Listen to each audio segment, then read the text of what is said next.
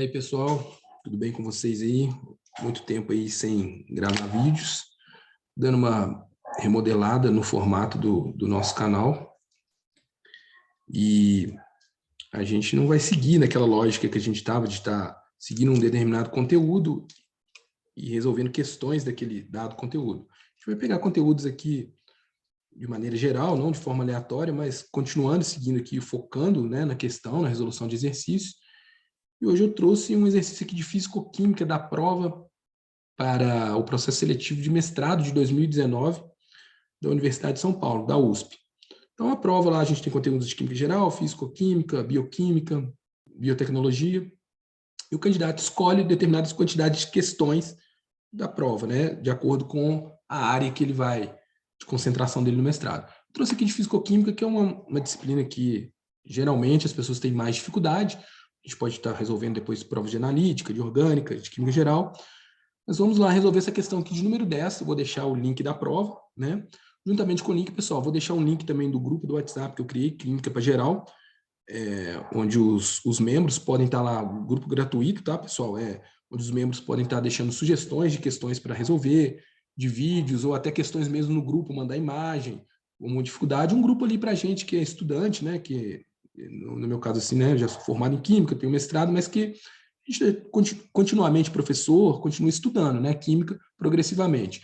Então, vou estar lá ajudando vocês, sugestões de vídeo também, de conteúdos aí para o canal. Então, vamos lá, pessoal. Vamos resolver essa questão aqui, então, da USP, processo seletivo 2019. A questão aqui é uma questão mais de avaliação aqui de aspectos qualitativos aqui de fisicoquímica, de termodinâmica. O comando da questão é: preencha a tabela abaixo com os termos positivo, negativo para ΔG, para energia livre de Gibbs, e sim ou não, ou depende para a espontaneidade. Então, a gente vai preencher essas colunas aqui, relacionando os sinais de ΔH e ΔS para cada situação. Então, a gente vai ter nas linhas aqui os sinais de ΔH e ΔS, e baseado nesses sinais, a gente vai responder se o ΔG vai ser positivo ou negativo, e se o processo vai estar espontâneo ou não. Então, a gente vai usar a equação aqui da fundamental aqui que a gente usa na termodinâmica, que relaciona essas três funções de estado. Então, a gente sabe que o ΔG, a variação de energia livre de Gibbs de um sistema, ele é igual à variação de entalpia do sistema menos o produto da temperatura na escala absoluta, né, em Kelvin, da temperatura que se encontra no sistema, vezes a variação de entropia desse sistema. Então, vamos usar, basicamente, essa equação aqui, analisar essa equação nas dadas situações para a gente ver qual vai ser a espontaneidade ΔG. Então, lembrando aqui, pessoal, vamos deixar aqui, para a gente estar sempre lembrando, que quando o ΔG é menor que zero, a gente tem um processo espontâneo. Por outro lado, quando o ΔG é maior que zero, o processo não é espontâneo. E quando o ΔG é exatamente igual a zero, a gente tem uma situação de equilíbrio. Então, vamos usar isso aqui e vamos transpor a equação aqui agora para a gente estar fazendo uma análise melhor aqui. Vamos deixar aqui que vai ficar mais limpo. Vou escrever a equação aqui, ΔG igual ΔH menos T ΔS. Então, vamos às possibilidades aqui. No primeiro caso, fala que o ΔH é positivo. Então, vamos considerar que essa parte aqui da nossa expressão tem um valor positivo. Por outro lado, o ΔS é negativo. Então, vamos colocar isso aqui tudo entre parênteses, que fica mais fácil da gente fazer essa análise. O ΔS é negativo. Se o ΔS é negativo, pessoal, a temperatura ela sempre vai ser positiva, porque ela está na escala absoluta, né? A menor temperatura que a gente vai ser o 0 Kelvin, né? Que é o zero absoluto. Então, não vai existir temperatura na escala Kelvin negativo. Então, isso aqui vai ser sempre maior que zero, ou igual a zero, né? Considerando maior que zero, se a gente tem um ΔS negativo, como propõe aqui, e aqui é positivo, e aqui a gente tem um sinal negativo, né? O sinal negativo da expressão, deixa eu apagar aqui que está um pouco confuso ali. Vou colocar o parênteses melhor. A gente consegue fazer uma análise melhor aqui. Aqui está um menos da expressão que está subtraindo, e aqui eu vou colocar um parênteses.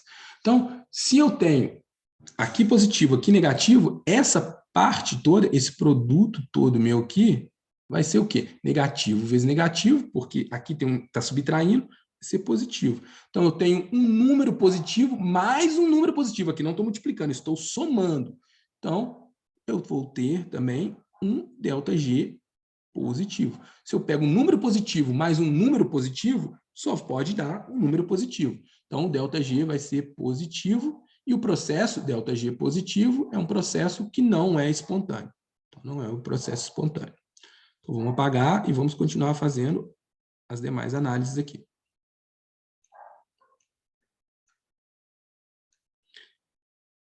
Vamos seguir. Por outro lado, pessoal, agora na segunda linha aqui, o ΔH negativo.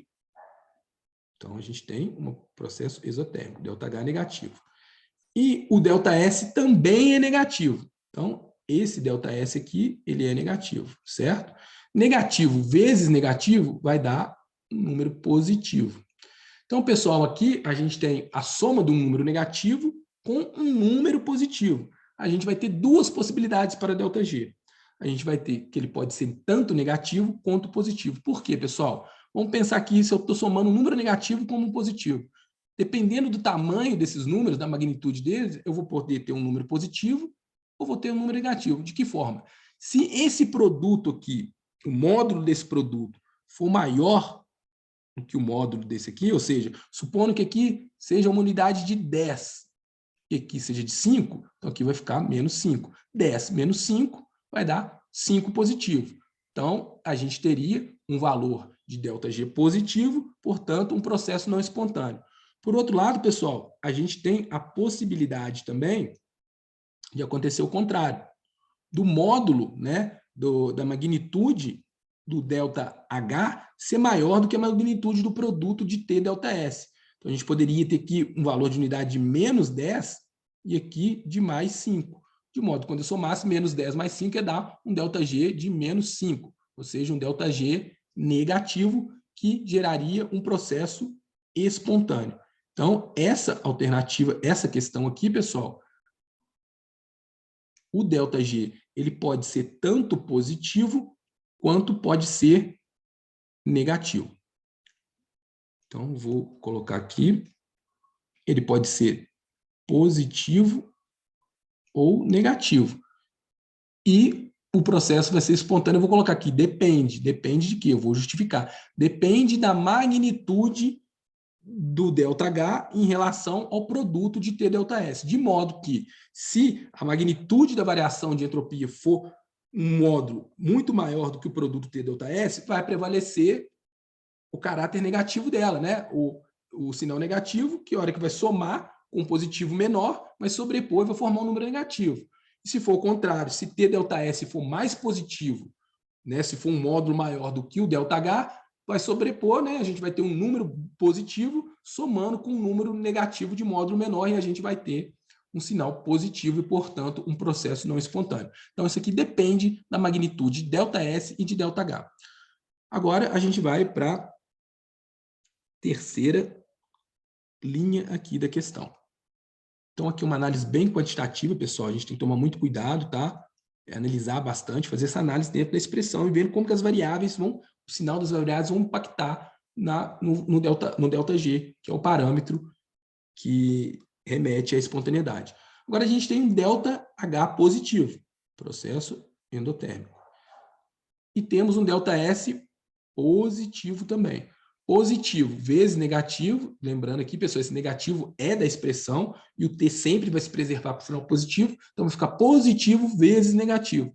A gente vai ter uma outra situação aqui também, que a gente vai ter negativo e positivo. Vai ser a mesma situação, desculpa, da linha anterior. A gente vai ter positivo ou negativo. Então, por quê? Porque vai depender da mesma forma da magnitude. Se o ΔH, se o módulo de ΔH for muito maior ou for maior do que o módulo desse produto, a gente vai ter, por exemplo, aqui seria 10 e aqui menos 5. Então, a gente teria 5 positivo e teríamos o ΔG positivo, portanto, o processo não espontâneo. Por outro lado também, pessoal, poderia acontecer o contrário.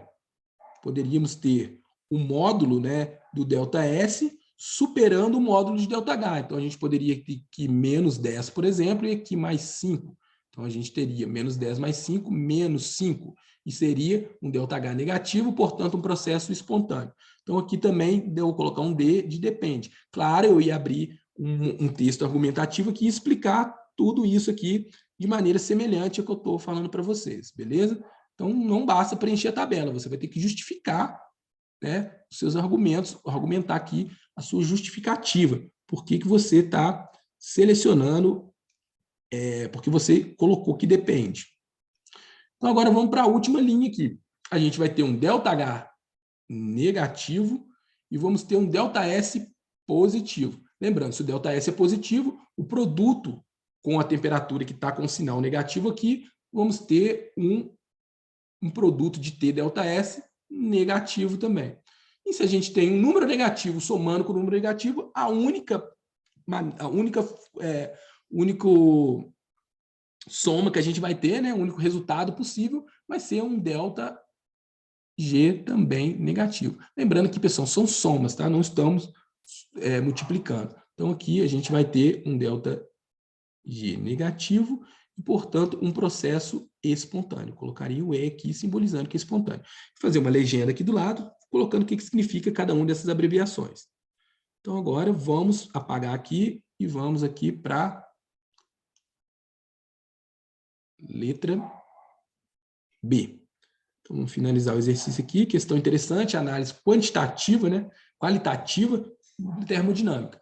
Um processo não espontâneo, então, se ele é não espontâneo, pessoal, eu já sei que o ΔG é positivo. Lembrando aqui, ó, positivo, não espontâneo. Exotérmico, lembrando, ΔH negativo. Então, vai ter que ser um ΔH negativo. Com ΔS negativo, também negativo. Então, se o ΔS é negativo, vezes um número negativo, vai dar um número positivo. Então, eu vou ter um positivo somando com um negativo, dando um positivo. Então, nesse fato, né, que já está constatado, eu sei que esse produto aqui, T∆S, ele é muito maior em módulo que o ΔH negativo, porque ele afirma que é um processo não espontâneo. Então, eu sei que esse produto aqui é muito maior que o ΔH em módulo. Só que não é isso que está perguntando.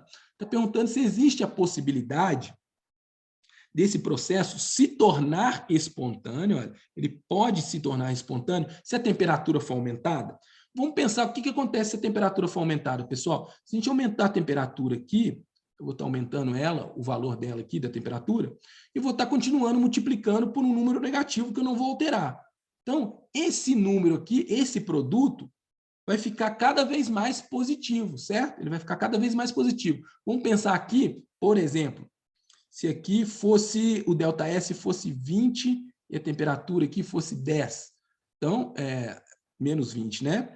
E a temperatura fosse 10, com sinal negativo, eu colocaria aqui o menos, ia ficar menos 10 vezes menos 20, eu ia ter um valor aqui de mais 20, né?